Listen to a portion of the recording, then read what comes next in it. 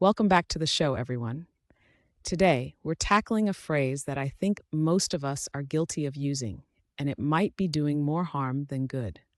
That's right, Alex. So if you're listening, I want you to acknowledge right now if you've ever described your day, your week, or even your month as insanely busy. Be honest. I'm definitely acknowledging it, Sam. It feels like a badge of honor sometimes, doesn't it? It does. But our guest today, an emergency room physician, says you'll never hear her use that phrase. And after today, she hopes you'll stop using it too.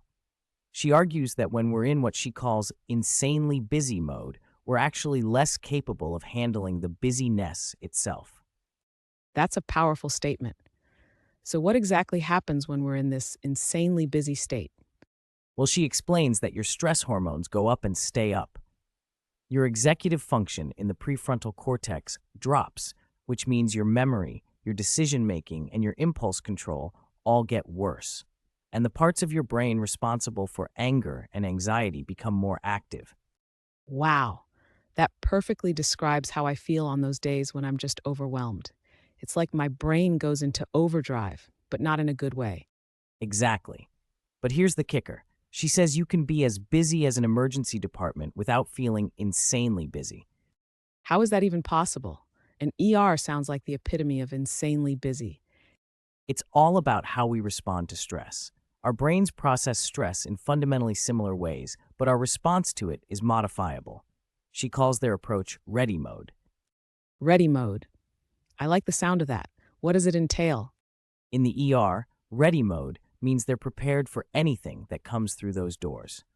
Whether it's a multi-car pileup, a patient with chest pain stuck in an elevator, or someone with something stuck where it shouldn't be. Even on the days you'd swear you were being pranked, they're not scared. Because they know they can handle it. They're ready. Precisely. They've trained for it, and she says we can too.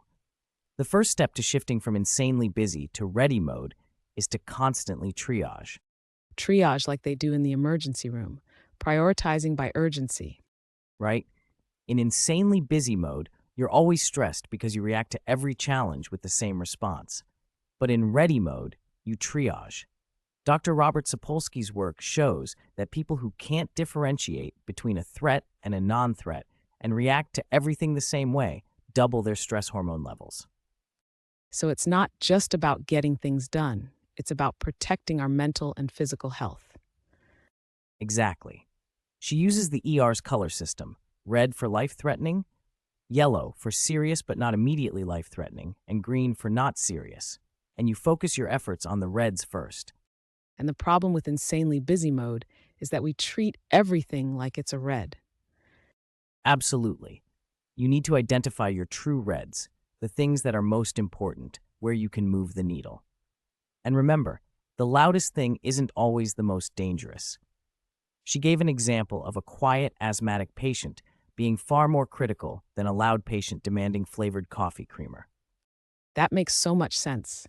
Sometimes the squeaky wheel gets all our attention, but it's not necessarily the most important. She shared a personal example. Last spring, her house flooded. Her 1-year-old was in the ER. She had to fundraise for her 4-year-old's school, and she was way behind on the final chapter of her book. Ironically, a chapter about stress. Oh, the irony. So, what the reds in that situation? Her reds were healing her 1-year-old and finishing her book. The flooded house, once the damage was contained, wasn't a red anymore. It seemed urgent, but it was just noise. She even wore earplugs to focus on her book while the floor dried around her. That's incredible. It really highlights how we can get sidetracked by things that feel critical but aren't. And for the greens, she says it's liberating to remind yourself, this isn't life or death. No one will die. It's okay if it's not perfect. And then there's the final triage level black. Yes, black. These are the things you can do nothing about, and you have to move on. It's painful, but every one of us has these black tasks. For her, it was the school fundraiser. She had to let it go. Because in the ER, they know if you try to do everything, you have no hope of saving your reds. That's a tough but necessary lesson. So, what's the second step? The second step is to anticipate and plan for the busy. She says half of handling busyness comes from how you prepare for it. The science shows that the more choices we have, the longer it takes to make a decision. And the more decisions we make, the more our brains get fatigued and the worse our decisions become. So the goal is to reduce daily decisions. How do we do that? She offers 4 easy examples. First, plan. Plan all your meals for the week on the weekend. So when it's Wednesday at 6 p.m. and everyone's hungry and asking for pizza, you just make a healthy dish without having to make any decisions. Smart, reduce decision fatigue. Second, automate. Don't leave anything to remember if you can automate it, whether it's scheduling recurring tasks, saved lists, or recurring purchases. Third, organize. For exercise, get all your gear together, charged, and ready, so you don't waste energy searching for it. And the fourth? Reduce temptation. Stop depleting your willpower. The last step, get it out of your head. And this sounds like it's going to be a deep one. It is. She shared a story about being the only doctor in a small suburban ER when a woman came in labor. She realized the umbilical cord was wrapped not once, but twice, around the baby's neck. She was scared, I can only imagine. but she couldn't let it stop her. We all get scared, we all get stressed, but what you do next is what matters. The problem is when we let it stop us, when that internal monologue starts and we panic. That's insanely busy thinking, and you can't solve anything that way. So how do you get out of your head in that moment?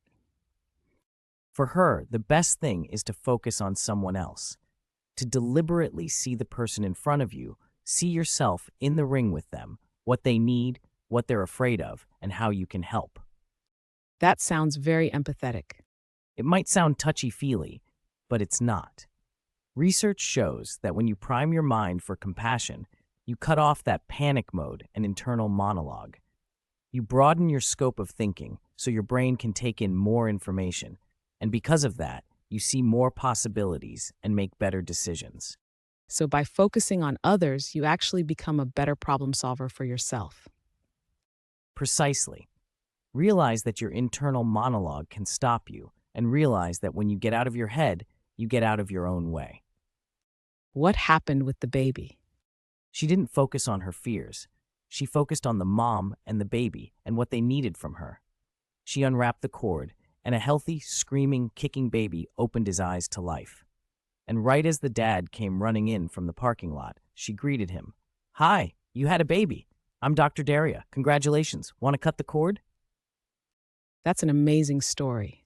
For a moment, the powerful cries of the newborn drowned out the sirens, the normal sounds of the ER. And when she walked out of that room, she saw her other patients gathered nearby. She realized that despite their own problems, they had all come together to show support for that baby. And they were now sharing in the joy. That's beautiful. Because that's what happens when you shift from insanely busy to ready mode. Others notice. They want it too. They just don't know how. They just need one example, and that can be you.